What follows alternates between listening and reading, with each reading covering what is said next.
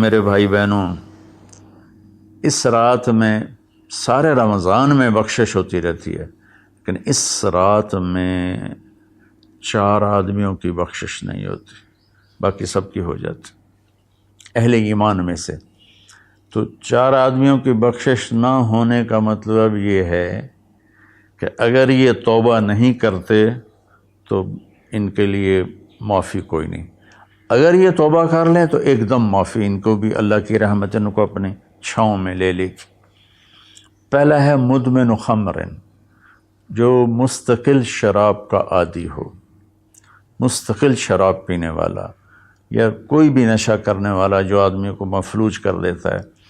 تو اس وقت میں نشہ خمر شرابی تھا، اب تو ہیروئن اور کوکین اور کیا کیا کو ٹیبلٹس بھی ایسی آ گئی ہیں، ایک ٹیبلٹ 5-5 ہزار کی ہے، اور ہمارے کالج سکول کے بچے بچیاں اس میں بالکل 16-17 سال کی عمر میں اس میں پھنسے ہوئے ہیں۔ تو مدمن خمرن، شراب پینے والے کی بخشش نہیں ہوتی۔ دوسرا کون ہے؟ عاق لوالدیہ، یہ عجب لفظ ہے، عاق۔ عاق عقا یعقو ہے، اس کا مطلب ہوتا ہے پھاڑ دینا، ٹکڑے ٹکڑے کر دینا۔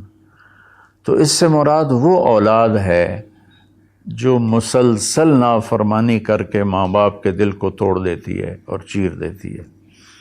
ایک ہوتا ہے کبھی کبھار آواز بلند ہو جانا، وہ تو ایک فطری چیز ہے کہ بیٹے کی آواز ماں کے سامنے بلند ہو جائے، باپ کے سامنے بلند ہو جائے، بیٹی کی آواز ماں کے سامنے بلند ہو جائے، باپ کے سامنے بلند ہو جائے، یہ نیچرل ہے، اس کو نافرمانی نہیں کہتے۔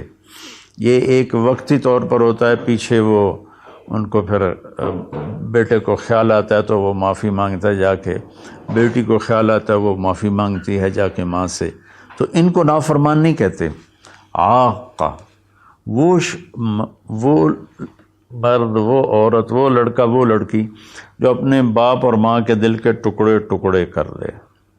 آپ سے پوچھا گیا تھا یا رسول اللہ قیامت کب آئے گی؟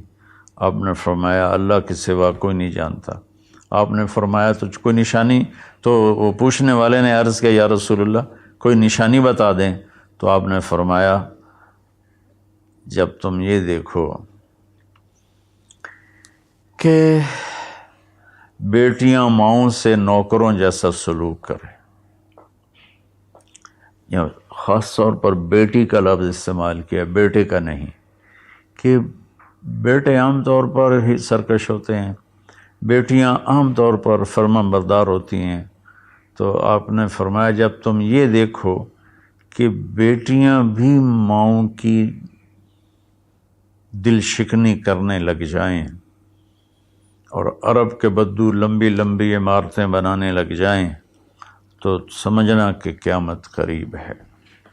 تو میں یہ بچیوں سے خاص طور پر کہتا ہوں کہ یہاں اللہ کے نبی نے بیٹوں کا ذکر نہیں کیا، بیٹیوں کا ذکر کیا ہے، کہ جب یہاں تک نوبت پہنچ جائے کہ بیٹیاں بھی ماؤں کے ساتھ نوکروں جیسا سلوک کریں تو پھر قیامت قریب ہے۔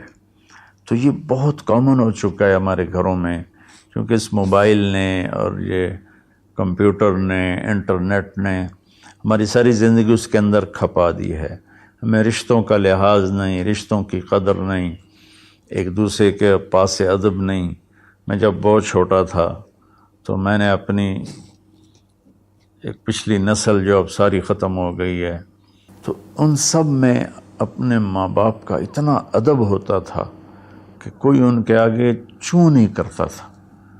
میں نے اپنے دادا کے بھائی کو دیکھا ہے، دادا کو میں نے بس ایسے حلیہ، ایسے کہ حیولہ سا ہے بھائی، یوں شکل تھی لیکن وہ یاد نہیں، دادا کے بھائی کو دیکھا ہے۔ تو دادا کے بھائی کے جو بیٹے تھے نا، جب ڈیرے میں بیٹھتے تھے تو اپنے والد کے سامنے نہیں بیٹھتے تھے، پیٹھ کے پیچھے بیٹھتے تھے، حالانکہ دین کی کوئی خبر نہیں تھی۔ یہ اس وقت کی معاشرت تھی، مشرقی معاشرت۔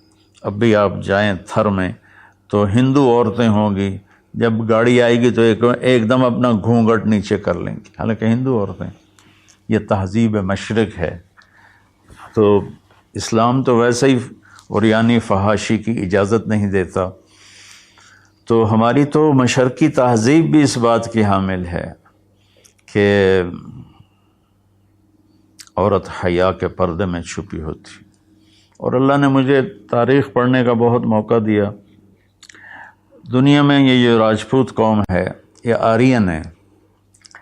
تو جب ان کی یہ قبل مسیح آئے ہندوستان میں، عیسیٰ علیہ السلام کی آمد سے پہلے ہندوستان میں آئے، پھر یہ خونخوار تھے اور آپس میں لڑتے تھے، تو پورا ہندوستان چھوٹی چھوٹی ریاستوں میں بٹا ہوا تھا. کبھی کسی راجا نے 5-10 ریاستیں فتح کر لیں ورنہ یہ اس طرح تقسیم تھا. تو یہ دنیا کی واحد قوم ہے. جب انہیں یقین ہوتا تھا کہ ہمیں شکست ہو جائے گی تو وہ سب سے پہلے اپنی بیٹیوں کو، بیویوں کو، ماؤں کو قتل کر دیتے تھے کہ کوئی ہماری بیٹیوں کی عزت سے نہ کھیلے، ہماری بہنوں ماؤں کی عزت سے نہ کھیلے. پھر جا کر لڑتے تھے، اور عام طور پر جس کو شکست ہوتی تھی وہی ایسا کرتا تھا اور اپنی جان دے دیتے تھے. چھوٹا سا واقعہ سناتا ہوں کہ مراٹھوں نے ایک قلعے پر حملہ کیا، شیر گڑھ اس کا نام تھا. تو اس کا جو راجا تھا وہ راجپوت تھا، اس کی طرف سے اورنگزیب کی طرف سے وہ وہاں اس قلعے کا وہ حاکم تھا، لیکن تھا ہندو. اودے سنگھ اس کا نام تھا اور اس کی 18 بیویاں تھیں. تو مراٹھوں نے اس پر حملہ کیا، تو رات کے اندھیرے میں حملہ کیا. تو 5000 کی فوج تھی، ہندو مسلم کٹھے، وہ شرابیں پی کے پڑے تھے. وہ 300 آدمی اندر گئے، ان کو اکھاڑ دیا. تو اودے سنگھ کو جب پتہ چلا کہ میدان ہاتھ سے نکل گئے تو اس نے اپنی 18 بیویوں کا سر قلم کر دیا اور پھر آ کے نیچے لڑا اور خود بھی مارا گیا. تو یہ ایک ثقافت تھی، تہذیب تھی. تو اب ہماری ساری وہ اختلط الحابل بالنابل، اچھا پانی اور گند گٹر کا پانی آپس میں مل گئے ہیں. تو ہماری تو آپ نے تہذیب دیکھنی ہو تو آپ یہ ادھر جا کر سندھ میں دیکھ لیں کس طرح عورتیں اپنے گھونگھٹ میں رہتی ہیں. تو میرے بیٹوں بیٹیوں، حیا بہت بڑی چیز ہے، بہت بڑی دولت ہے. چونکہ ہم قرآن نہیں پڑھے، اللہ کے نبی کو نہیں پڑھا، تو مختلف قسم کی چیزوں سے ہم متاثر ہو کر اپنا وجود بھی گم کر بیٹھے ہیں اور اپنی تہذیب بھی مار بیٹھے ہیں.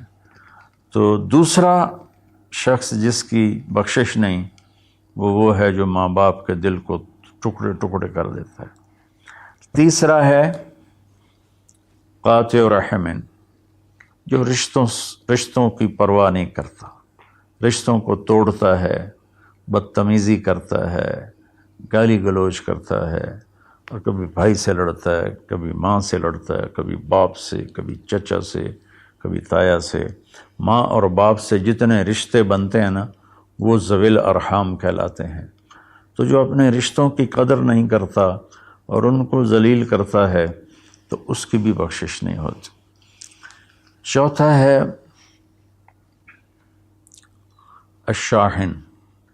شاحن کہتے ہیں جو دل میں بغض رکھے کسی کے لیے، دل میں کینہ رکھے کسی کے لیے، تو اس کی بھی بخشش نہیں ہوتی. تو دیکھو میں سب کے سامنے ہاتھ جوڑتا ہوں، اگر کوئی شراب کا عادی ہے توبہ کر لے، ابھی 21 کی رات نہیں آئی.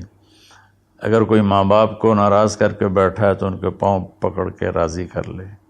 کوئی رشتہ داروں سے لڑائیاں کرتا پھر رہا ہے تو صلح کر لے.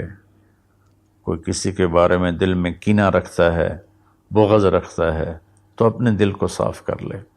ان چاروں میں یہ آخری چیز بہت زیادہ پھیلی ہوئی ہے کہ ہمارے دل نفرتوں سے بھرے ہوئے ہیں. تو میرے بھائی بہنوں، اس رات میں اللہ تبارک و تعالیٰ سب کی بخشش فرما دیتا ہے سوائے ان 4 آدمیوں کی. اور یہ بھی اگر توبہ کر لیں تو ان کی ساتھ ہی بخشش ہو جاتی ہے. تو اس میں ہمیں 21 کو بھی جاگنا چاہیے، 23 کو بھی، 25 کو بھی، 27 کو بھی، 29 کو بھی، کہ 5 راتیں، کوئی ایک رات تو ضرور ہوگی، باقی اصل علم تو میرے اللہ کے پاس ہے. تو اپنے دل کو بھائی بہنوں صاف کرو، اور اس ایک رات میں 83 سال کا ثواب لے لو۔ اللہ تعالیٰ مجھے آپ کو عمل کی توفیق بخشے۔ السلام علیکم۔